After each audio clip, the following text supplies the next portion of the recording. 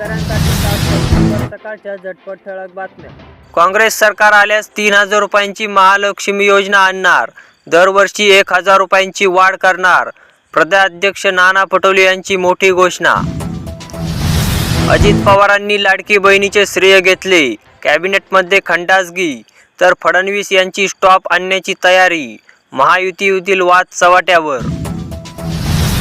शरद पवार हे जातीवादाचे विद्यापीठ. लिंबाचे झाड कधी गोड फळ देत नाही. जसा बाप तशी लेक. गोपीचंद पडळकर यांची सुप्रिया सुळेंवर टीका. पावसामुळे नांदर मंडळातील पिकांचे मोठे नुकसान. भरपाई देण्याची मागणी. जिल्हा कृषी अधिकारी प्रकाश देशमुख यांच्याकडून ठिकठिकाणी पाहणी.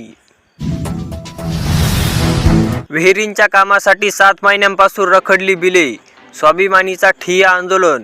एप्रिल मे मध्येच काम पूर्ण झाले. गटविकास अधिकारी कार्यालयातच घोषणा. शेतकरी झाले सगळच. विमा कंपनीकडे तक्रारींचा खच. नुकसान झाले, मदत मिळवायची. 2 दिवसात 5 लाख तक्रारी. परभणी जिल्ह्यात रविवारी आणि सोमवारी आभाळ फाटल्यागत पाऊस झाला.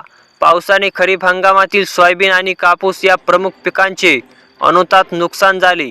या नुकसानीचा मोबदला मिळावा यासाठी जिल्ह्यातील बळीराजा सजग झाला आहे. 2 आणि 3 सप्टेंबर या 2 दिवसात शेतकऱ्यांनी 5,52,928 ऑनलाईन आणि ऑफलाईन माध्यमातून विमा कंपनीकडे तक्रारी केल्या आहेत. भरपाईसाठी शासन सकारात्मक. नुकसानीची तक्रार करण्याचे आव्हान. कृषीमंत्र्यांनी घेतला बांधावर जाऊन नुकसानीचा आढावा. नुकसानग्रस्त पिकांची केली पाहणी.